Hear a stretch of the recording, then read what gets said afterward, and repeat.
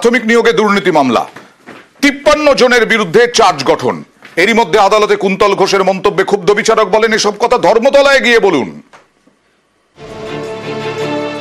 প্রাথমিক শিক্ষক নিয়োগ মামলা সোমবার পার্থ চট্টোপাধ্যায় সহ 6 জনের বিরুদ্ধে চার্জ গঠন হয়। মঙ্গলবার আরো 47 জনের বিরুদ্ধে চার্জ গঠন। এই মামলায় অন্যতম অভিযুক্ত কুন্তল ঘোষ।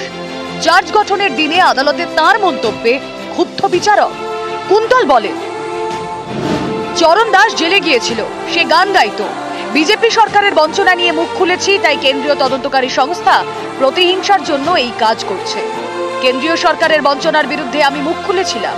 বিচারক শুভেন্দু সাহা তখন বলেন, এসব ধর্মতলায় গিয়ে বলবে। এদিন চার্জ গঠনের সময় বিচারক বলেন, পার্থ চট্টোপাধ্যায়ের জামাই হিসেবে দুর্নীতিতে গুরুত্বপূর্ণ ভূমিকা পালন করেছেন কল্যাণময় ভট্টাচার্য। পার্থর থেকে 15 কোটি টাকা পেয়েছিলেন। জমি কিনে স্কুল করেছেন, অপরাধ করে টাকা বা সম্পত্তি করেছেন, সেই টাকা বেআইনিভাবে লেনদেন করেছেন। প্রাথমিক শিক্ষা পর্ষদের অপসারিত চেয়ারম্যান মানিক ভট্টাচার্য, তার ছেলে সৌভিক।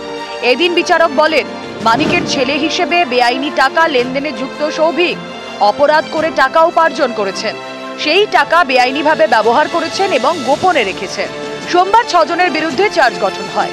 তখন পার্থ চট্টোপাধ্যায় বলেন, সমস্তটাই কাল্পনিক, সম্পূর্ণ মিথ্যা, সম্পূর্ণ নির্দোষ, এটা প্রমাণ করে ছাড়ব। চার্জ গঠন করে কেন্দ্রীয় তদন্তকারী সংস্থা কালিমা লিপ্ত করার চেষ্টা করছে। কোনো প্রমাণ ছাড়াই চার্জ গঠন হয়েছে। তখন বিচারক বলেন, আপনি যা বলছেন সেটা আদালত অবমাননার সমান। ইডির দাবি, নিয়োগ দুর্নীতিতে পার্থ চট্টোপাধ্যায় মূল ষড়যন্ত্রকারী।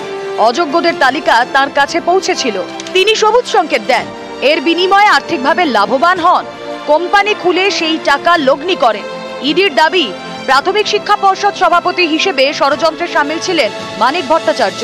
তিনি পার্থর কাছে তালিকা পাঠাতেন, সবুজ সংকেত পেলে তালিকা ধরে চাকরির বন্দোবস্ত করতেন। চাকরির বিনিময়ে যে টাকা পেতেন সেসব তার স্ত্রী এবং ছেলের সংস্থার অ্যাকাউন্টে ঢুকত। সুজয় কৃষ্ণ ভদ্রের বিরুদ্ধে ইডির অভিযোগ, তিনি অযোগ্যদের চাকরি দিতে তালিকা তৈরি করতেন এবং টাকা নিতেন।